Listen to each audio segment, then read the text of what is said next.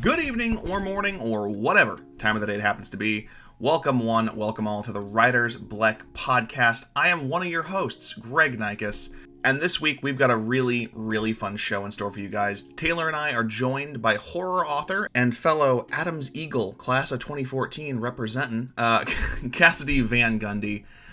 She is joining us today to talk all about her career as a horror author, her inspirations for her particular style of writing, building a network and support group with some other wonderful creatives, and navigating the struggles of mental health as an author. If you're liking the Writer's Bleck podcast on Spotify and Apple Podcasts, did you know you can get the podcast one day early over on our Patreon for absolutely free? That is patreon.com/writersbleckpod. You can get the podcast one day early, as well as access to just some fun little bits of bonus content, deleted stuff from the episodes, maybe some writing pieces. Just head on over and show your support if you can. That is patreon.com/writersbleckpod. All right, guys, without further ado, let's get into the conversation with Kassidy VanGundy. The first question that I have for you is, tell us a little bit about yourself and kind of your unique writing style or genre preference and kind of how that all got started. Okay. So at first when I started writing, I was doing something like more in dark fantasy where I was like 19. I started my first book and I wanted it to be like emo, like Percy Jackson, but I took a break from writing for years. I didn't pick up that book again till the pandemic. Lately, I've ventured a lot more into horror, and all my short stories are predominantly horror, or some hardcore horror fans might call it more dark fantasy too, but I think I'm scary. So I've noticed recently that a lot of my bread and butter tends to be either tech-focused horror or like nostalgic things, like twisting something that's familiar and loved by so many people. I have all these like new projects I want to do on the back burner, but that will be for like a future date. I really want to experiment more with certain themes in the future, but right now that's what I'm doing. With your love of horror and dark fantasy, what was kind of the catalyst for that? What got you started down that path originally? I grew up with a sister very close in age to me. She's my younger sister, and we're only 20 months apart, but she is like an emo goth queen. Because we're so close in age and we shared a room, we'd always do stuff together. And especially when you're the kids of divorce, you like cling together very tightly. So like our comfort moments were always watching like really scary stories and Bad Girls Club. So like that is kind of the bread and butter.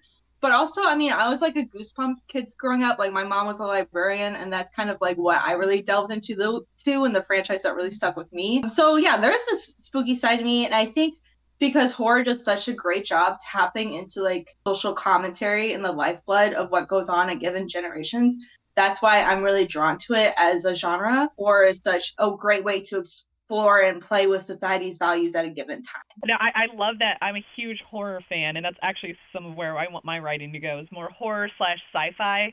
And I think it's underestimated, honestly, a lot of genre fiction in general, very underestimated just how useful it can be for so much like understanding of who we are as human beings. Especially right now, because I feel like we're living in such turbulent times with everything, that escapism through fiction is definitely important. I know horror is one. I feel like it's a great time. It's not a great time, but it's a good time for that kind of an outlet. The fact that you've been able to take that and to turn it into so many different pieces and works, such as your Cursed Images or Cursed Fates. Which one came first? Okay, Cursed Fate came first. I know it's so confusing because I'm not creative with titles.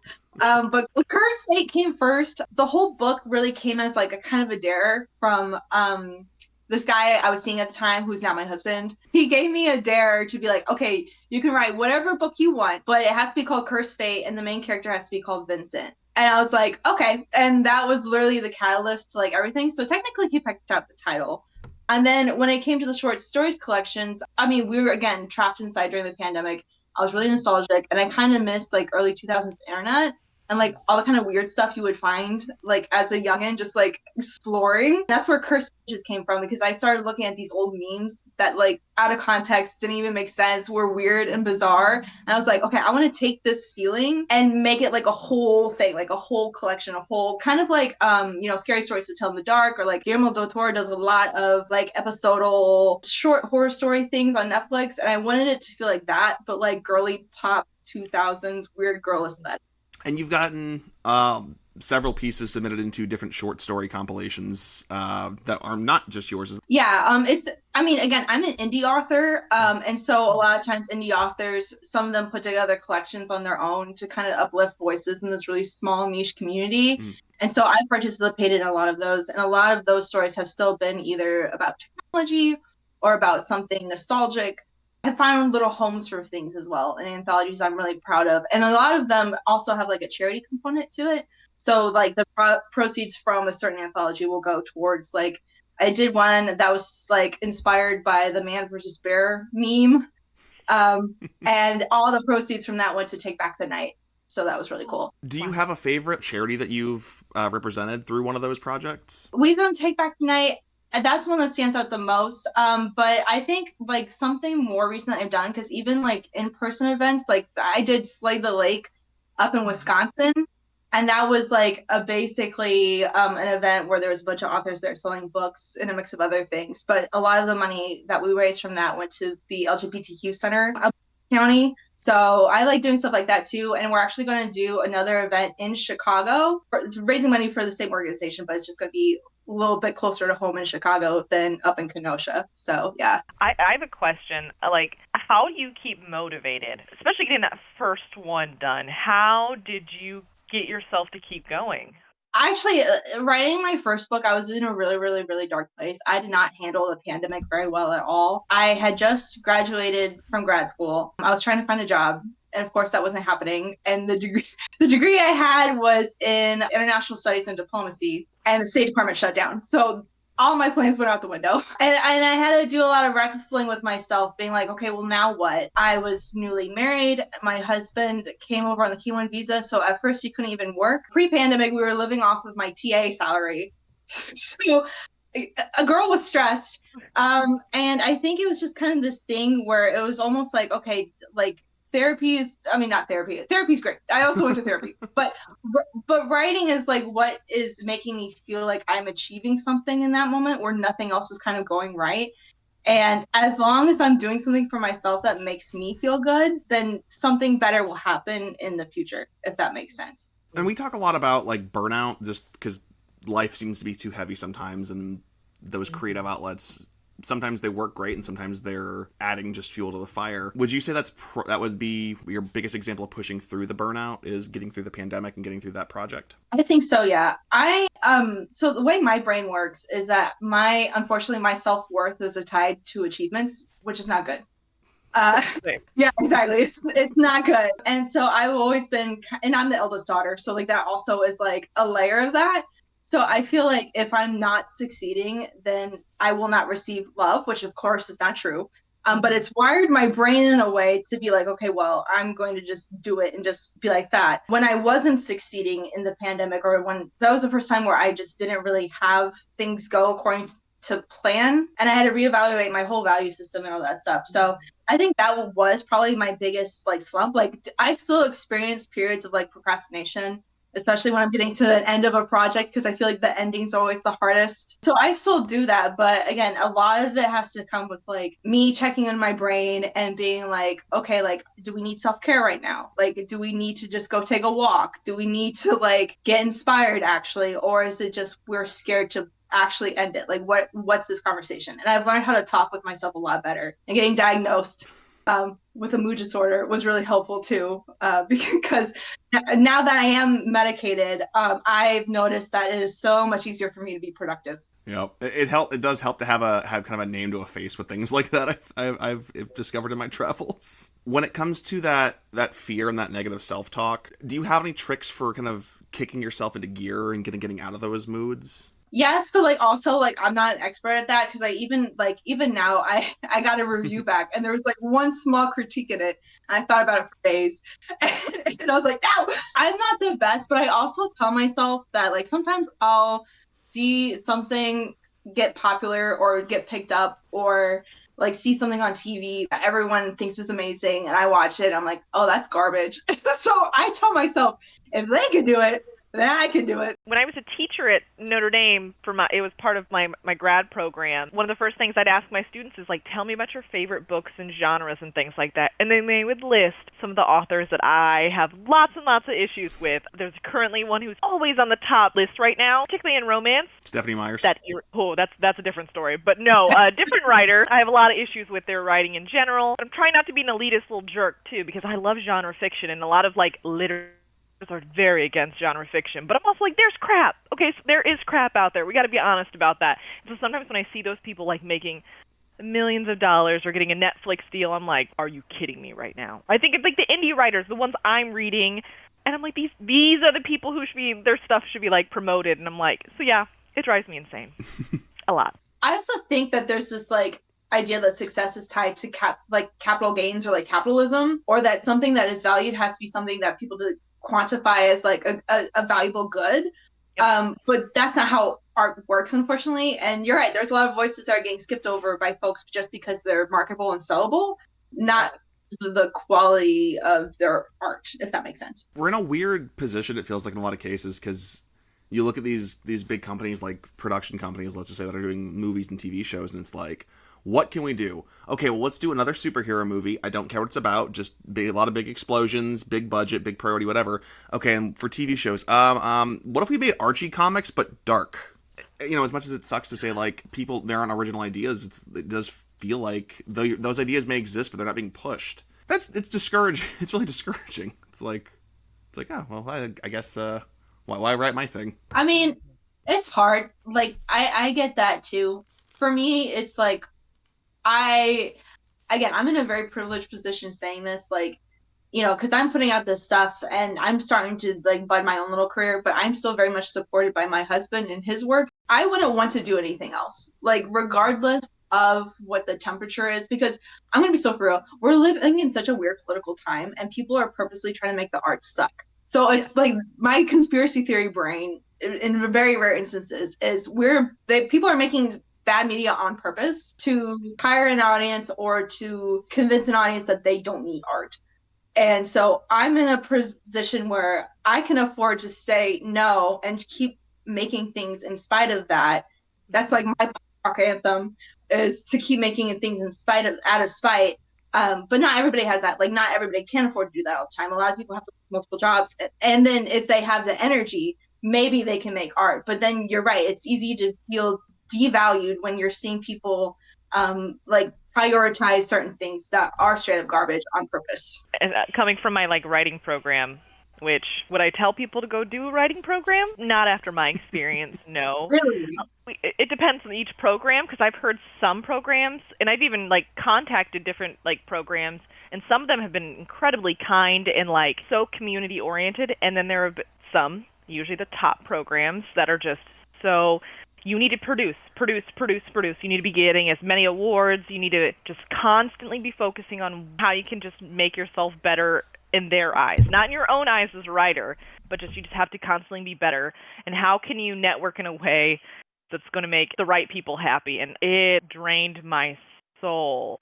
So I guess my question for you is about community. How have you built up like a writing community? That's my favorite thing. So thank you for asking. And I wanted to know more about your experience in the writing program, because I did not partake in that. So I don't know what it looks like on the other end, where people like have the literary fiction in the front of their mind. Because for me, most of my community really did start on like Instagram. And it was like people following each other and just encouraging each other. And honestly, like when I started writing, I was looking for community so badly in Boston. But like Boston was so elitist when it came to even just like, I don't know, not just like getting your books in stores, but like even finding other creative spaces or other authors. Everybody was like very cautiously to themselves, and a lot of the writing spaces were like, you have to pay like $300 a month just to be able to like use our computer here. And I'm like, bro, what? So that sucked. But when I moved back to the Midwest, it was so much easier to find other Midwestern authors. Mm-hmm. And I was lucky enough to have Instagram friends that lived in this area, and that's kind of how I found out about local events and started applying to like Midwestern events. And honestly, Midwestern people are so much more willing to like connect with one another here, which I really, really appreciate. And like night and day difference. By doing more public appearances too, like you meet other readers, but you also meet other authors, and you can put face to maybe like a screen name or whatever for the first time. And it's really cool. And it's just like a practice of putting yourself out there. And there's like, even in Chicago, there's a nonprofit here that teaches writing classes for people who want to be writers. And some of their classes can still be expensive, but they have scholarships and stuff. And every now and then I'll like dip my toe into there. I've met instructors who do teach in college, and some of them have been nice. I felt that Midwesterners, and especially like queer women, will hold each other stronger than like any other community I've been in. So they've been great to me, and I love them so much. I agree with that. Like my grad programs, writing programs particularly, are very interesting because they're very insular and like exclusive, and I didn't like that. I was looking when I signed up. I was looking to community build, and that's a lot of how my writing gets started. I love that. I wanted to meet other writers. I wanted to talk, learn from them, all that jazz, build little communities. That is not really what happened in my writing program. And as I learned, very common in writing programs to feel very excluded, to feel very competitive, like attacking each other all the time to get the best spots. So a lot of my writing community online, Twitter, which I refuse to call X, it is never going to be X to me. It's Twitter. Twitter, it used to be a super major hub for writers, and that's where a lot of writers build a lot of their communities. But now for me, Instagram is a huge one where I'm constantly trying to connect with other writers. And actually, I don't know if any of you know her, but she went to Adams. Her name's Alize. Maybe. It sounds familiar. She's amazing. She isn't writing, but she's reviewing books, particularly romance. Romance is her thing, and I follow her on Instagram. Yes. Yes. My dream is to become a world famous like romance writer, which was not encouraged in my writing program, by the way. I just kept seeing she was going to all these conferences I'd never heard of. My writing program didn't tell me. The only thing that my writing program told me about was the like prestigious like writing conferences that are tons and tons of money, and like just things I couldn't afford, couldn't really make connections at, like wasn't super great. And I just messaged her on Instagram. I was like, hey, how do you know about all this stuff? Like, how are you getting to review all these books?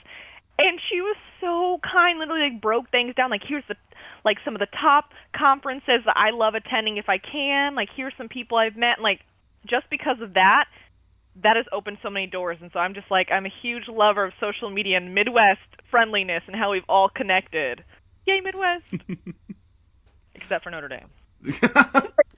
What are those networking events like, out of curiosity? I think the closest I have to that is like going to Comic-Con and doing panels there and like meeting other like nerdy people that are doing panels and whatever else. But what's the environment like in those? It's literally very similar to that. Like, you're vending at a table the same way you would see like an artist alley at a Comic-Con.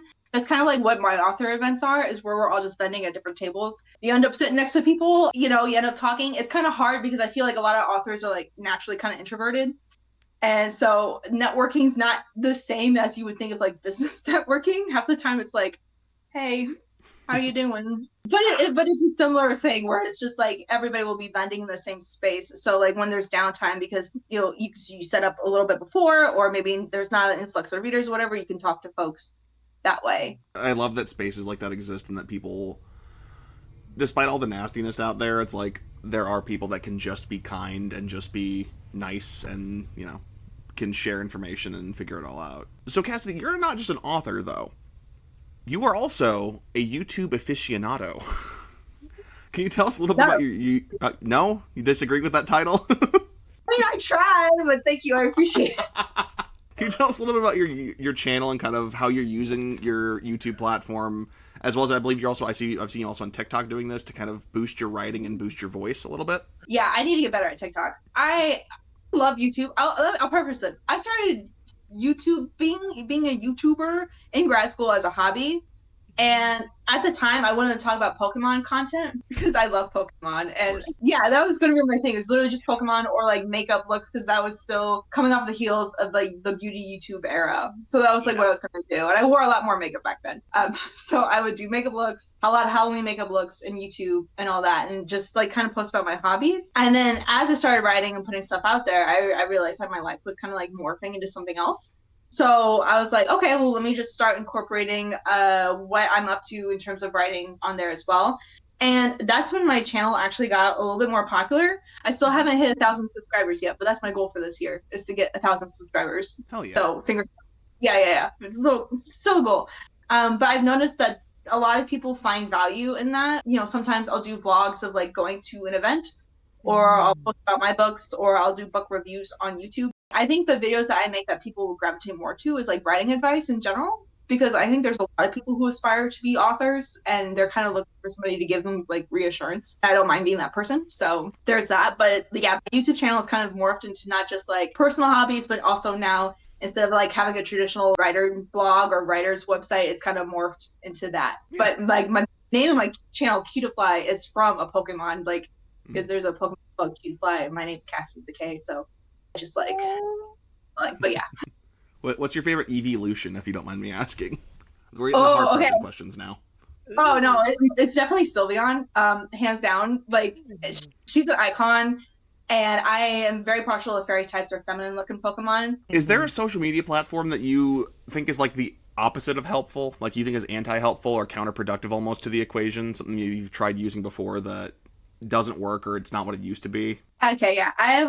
It's like a kind of like a hot take opinion, but like I know you mentioned Twitter. I've never been on Twitter. I was on Threads. Honestly, that's my biggest following is on Threads, even though I don't really post as much anymore.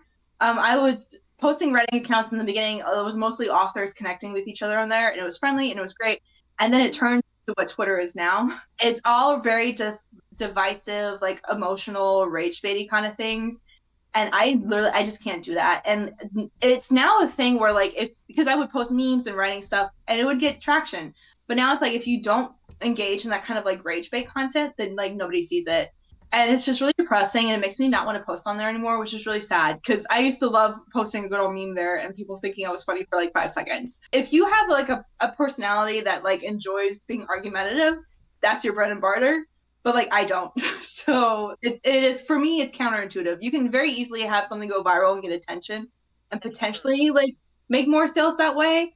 But like as a platform, it might go viral, but people will not even remember your username, like depending on what you know what I mean? So it's almost like if you want to make a lasting impression, I would recommend something else like Instagram or YouTube or something where people get a sense of who you are, you know? That's almost kind of my issue with TikTok is that even if someone engages with your thing or if they follow you, there's no guarantee they're going to find your content again because everyone just goes by the algorithm on the For You page, which it's a very like functional algorithm, but like it doesn't show you your people. You have to go to a different tab for that, and for some people that's almost too much. Speaking of like websites and apps and things like that that have kind of got off the deep end, I don't know if any of you have looked at sometimes when I'm on Goodreads, I like to just go read some reviews. A lot of rage bait type reviews now. Like, I don't know if that's always been a thing, but I'm like, people are mean. Like, even when I really hate a book, I try to be like, I'm like, okay, an author could read this. Like, I think they should know, here are the things that I found problematic or like issues with the writing or things like that. But I also try to be a little considerate unless it's something that's deeply, deeply, deeply troubling. Like, there have been books where I've read where they were like blatantly racist and things like that. I'm like, I don't care if the author's feelings are hurt, but like, people are mean. Yeah, and it's hard. I've found that it's always the people who have never tried themselves who have the loudest opinions on what you do. I think that is an instance for some readers who feel like they're experts because they're probably well read, or maybe they just got a lot of feelings. I don't know. But I take the same approach. Like if I'm reviewing a book, and it's hard because I'm an author too, so I don't want to hurt anyone's feelings or burn anything. So I'll normally just give star reviews unless something really sticks out to me in a positive or negative way. Or like for me, sometimes I use Goodreads as like a trigger warning list almost to kind of check some stuff out sometimes. And if something's not mentioned and I read it, I will mention it, be like, hey, by the way, there's this in it, just in case. I've had to do that with Grady Hendrix's books, unfortunately, because he's a very popular horror author. But there was one that I was like, where's the trigger for this? And I was like, here you go. But yeah, I do think too, there's this thing now where people are kind of desensitized for seeing other human beings. People aren't people to them anymore. It's more people are like the little trickster, the jester on the internet, and it's almost like we depersonalize one another so much that we feel like we can literally say anything to each other. Yes, I feel like a lot of people are so used to being the main character in every aspect of their life, and I'm like, you really need to smack upside the head, like something to get through to them. So we talked about your two bigger projects, Cursed Images, Cursed Fate. What are your other personal projects, and then what are some other things that you're featured in that you wanted to maybe shout out? So yeah, I have my two main books, actually completed like actual books, is Cursed Fate and Wicked Breed, and they're together in a series. And then I have my 2 short stories, which is Cursed Images, Scary Stories from a Child on the Internet. That's my most popular book by far. I think people just are there for the Y2K vibes, but that's fine with me. And then the Cursed Images Social Media Madness just came out. I'm currently working on a 90s themed anthology because I'm just kind of hopping around different decades. Right now, it's a mix of like X-Files meets Nickelodeon. And then like, yeah, other things I've been in, I like other anthologies. I've been in Zodiac themed anthologies because I'm a bit of an astrology person. So they're called Horror Scope, and they're like anthologies that go through different zodiac signs, and they've been written by different people that might be their sun sign, or it just might be one that they relate to. There's 4 installations of those. I'm in 2 out of the 4 of those. I've been in Lurk, which is a short story collection about AI. I wrote a short story in that one that was about how there was a rumor going on for a while that Facebook was going to keep dead people's profiles up so that you could communicate with your loved ones even after they passed. And so I wrote a story about that because, like, yeah, and which is a topic of conversation, right? Because now people are using AI kind of like, how does one deal with grief? Oh, I can still talk to grandma. Or I can use AI as a girlfriend, or I can use AI as a therapist, which has its own myriad of social issues. Yeah, so like it's across the board. That's kind of like a lot of stuff to kind of throw at you. But all of this is on my website at www.KassidyVanGundy.com if you want to look at some pretty book covers. They are very nice book covers. I'll say they are. So my cover artist, Melina, actually lived in South Bend. I worked with her at Old Navy when I was 16. And she lives in California now, and she does like Comic Cons, and she's like a nerdy artist and does paintings. She travels across the country doing nerdy art.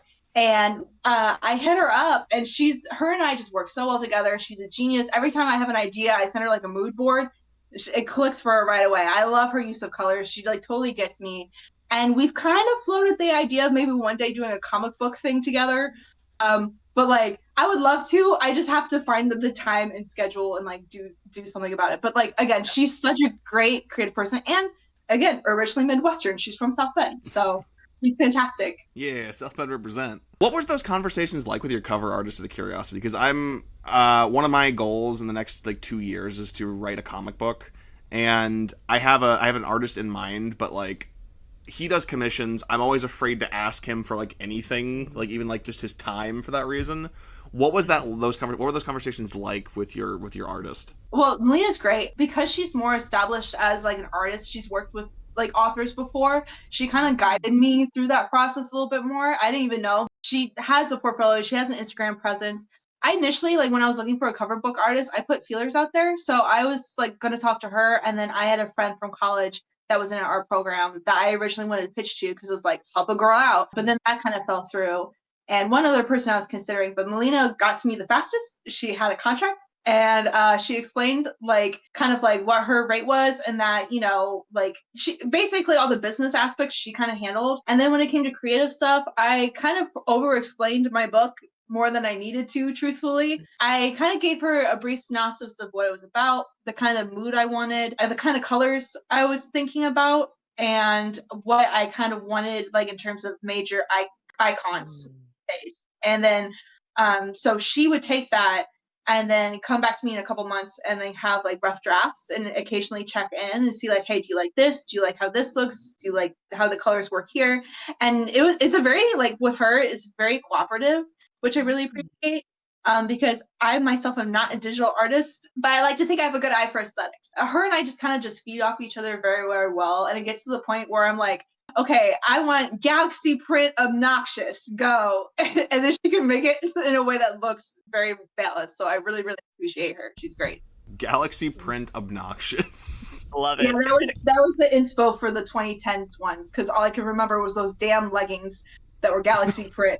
And I was like, I want that on the background of a book, but like make it like not ugly. And she's like, I got you. Well, Kassidy, we have a few recurring segments on the podcast as we kind of start to wind things down a little bit. One of them, I want you to picture here's my really cheesy intro for it. Okay, you're on a train, right? You're going on a big old trip somewhere. You hear the choo choo, you feel the brakes kind of squeal, and you're pulling on in to the procrastination station. Right. What is something kind of with your current project, something big, something small? What has been like a procrastination trigger for you recently? What's something that you've been kind of struggling to kind of push past in that regard? Well, okay. I was working on a short story. I was feeling good. I was getting a lot of chunks done. And then I had an injury and I couldn't write for like a whole week because I busted my elbow at the gym trying to be healthy. So that sucked. So I lost all my momentum and then I was trying to write again. And I just felt like I just kind of, for me, moods, unfortunately, are a thing. And for me, if I'm in like a low mood, it's even hard for me to really motivate myself to do like day-to-day tasks. So I felt like I couldn't get my groove back. And then on top of that, I was also trying to work out an ending, which again for me is where I procrastinate. And it's because you just want something like so satisfying. With endings, I feel like more than other parts of the story, you really have to have even revisions of your ending before you write something down that works. And so I was really struggling with that because I was disappointed that I lost my momentum. I was disappointed I hurt myself. And I was just kind of disappointed that it wasn't panning out the way I thought it would be initially. And so sometimes I find myself being like, I'll just go on Pinterest for like 5 minutes and like really, and then I'll get back into it. Or I'm like, oh, well, I'll just go make lunch and then I'll get back into it. Or I'll just go do like, I try and negotiate with myself, but I just have to remind myself that like, just get it on the page and you can always come back to it later. Kassidy, just real quick, what have you been reading recently? Ooh, great question. Okay, I have a TBR pile that has like 12 books at any given time. What did I just finish recently? Oh, something I was disappointed with. Oh no. I like disappointed books just as much as books you're really excited about, so I'm very in. Okay, the last thing I just finished is called Don't Let the Forest In. It's a YA horror, and I was very excited about it because it's dark fairy tale meets dark academia setting, and I'm really interested in ecological horror right now. It's like the exact opposite of what I do. It was the most emo thing I've ever read, which again has an audience. It's YA, like it has an audience, and it's a very tragic queer gay romance, but I personally felt like it romanticized a lot of harmful behaviors, and if you're marketing to YA you have to be mindful about that, so it didn't read well to me.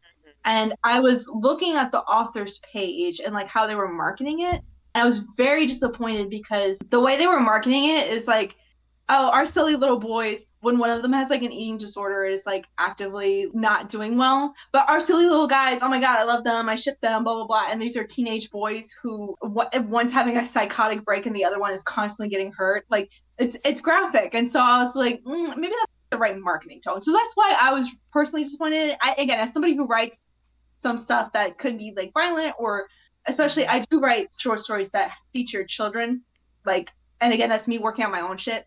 But I always tell myself that I'm going to treat that in the most sensitive manner I can. And I think that's why, like, I've gotten feedback from readers that a lot of stuff I write reads a little bit more sad sometimes because of the emotions that I put into it. So I was disappointed in that, which sucked. But right now I'm kind of circling through a couple different books. I have one I'm going to plug for my, because she's another indie author in Chicago. Her name's Mo Medusa. It's called Feeding Lucy. I literally just started this, but Mo is a lesbian author here in Chicago, and she's starting her own like disabled lesbian group. If people are interested in that, she's great. She's done events with me, and then I also am working on Lord of the Flies, and I have a nonfiction book literally right in front of me as well, The Zoologist's Guide to the Galaxy, which is like biologists speculating what alien life would look like on another planet based off of animals here on Earth, which is just a silly, goofy read. But I love that's what so much. Okay. I love that you touch upon, like, usually when I tell people, oh, I'm really into romance and writing, oh my gosh, the bias and a lot of, like, ideas of what romance is. But I mean, everyone has standards within what they're reading. Like, there are some people who are just reading to escape, and that's great. I'm not. I care so much about the plot, the quality writing, the characters. I need to believe in them. Like, I'm not going to believe in their love story if I don't believe in them. So, like, every person approaches it differently. But there are a lot of very negative tropes, a lot of popular books that are constantly pushed towards younger and younger people that should not be pushed. I'm thinking of Twilight. Like, when growing up, this man was watching her while she slept, and we all were like, romantic. And now that I'm a grown woman, I'm like, that is not something that should have been okay in any way, shape, or form. So I'm very cognizant of that, especially when I write, but also when I read other people's writing. I read reviews. I need to, because I'm like, there are a lot of trigger warnings that are not included, and I'm sorry, but I refuse to read any romance that has rape. It's one thing if it's just like mentioned, like, this happened, but if particularly graphic scenes, I will not. So I have to be very, very meticulous about what romance I read, because some romance writers will just be like, oh, by the way, here's a rape but it's actually a good thing because they end up in love. And I'm like, That's called Stockholm Syndrome. There was a video I saw on TikTok I think I was going to send you, Taylor, and I completely forgot about it. Have you ever seen the videos of, like, Friends, but they've taken out the laugh track, so it's kind of, like, low-key, like, unsettling? It was Twilight re-edited as a horror film, and it was literally, it was just the Edward being a grade A creep for the whole thing. My thing is, like, I don't want to, like, back then that was what I needed to get through life. I'm not even gonna lie, Twilight and, like, all those books and movies I watched, like, they got me through some tough teenage years where my home life was terrible. However, that does not mean that as an adult now that I cannot critique some of the very harmful things. Like, I think of the Native American community that she wrote about, and they have not seen a dime of the residuals and things like that. And I'm just like, there are so many things we are allowed to critique, and we should. Like, Edward, they were not a good couple. So many issues. I think of that depression period she went through, and I'm just like, oh, that baby girl needed help. Hopefully we'll do better for future generations. And it's hard to, I feel like this kind of gets into art versus the artist kind of thing. But like Stephanie Meyer was like super Mormon, and like and a lot of those things are embedded in Twilight. So it's hard to separate certain like belief systems that she might have personally had from like that meant she wouldn't see as wrong, right? But then like anybody else outside of that community would be like, girl, what the hell? Red flag. I refuse to separate the art and the artist. I'm sorry. If a Nazi wrote the world's best book in the world, I refuse to, like, push off the fact that they're a Nazi. That's been a conversation that I've been got dragged into, I think, twice now in the last couple of days, or last week, I guess now, because of the Hulk Hogan dying stuff. Like, yes, the man did a lot of things for the wrestling industry back in the 80s that were great. He also did a lot of terrible things for the industry with, like, union busting and, you know, just harming fellow, like, young wrestlers on the rise.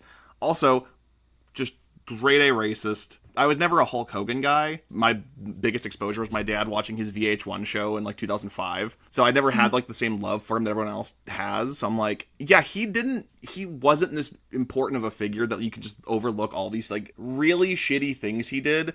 Not just as a wrestler or a businessman person, but also like as a husband, as a father, as a human being. Like, you know, I can definitely separate the art from the artist on that one. Yeah, I always feel, this is how I feel as a creative, and feel free to disagree with me, but I feel like even when you're making something, there's part of your subconscious that's in it, no matter what. Even if you're intentionally like, okay, this is just a fun hee-hee kind of moment. I know I've had that experience, but I've written something that I thought was fun hee-hee, and it turned out to not be. When I read it back, and I'm like, oh, okay, that's this coming out.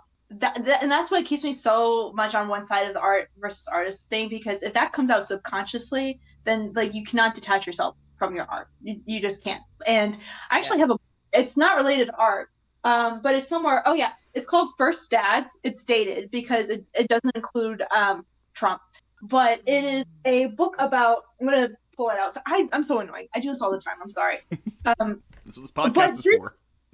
Okay, great. But this is First Dad's Parenting and Politics from George Washington to Barack Obama.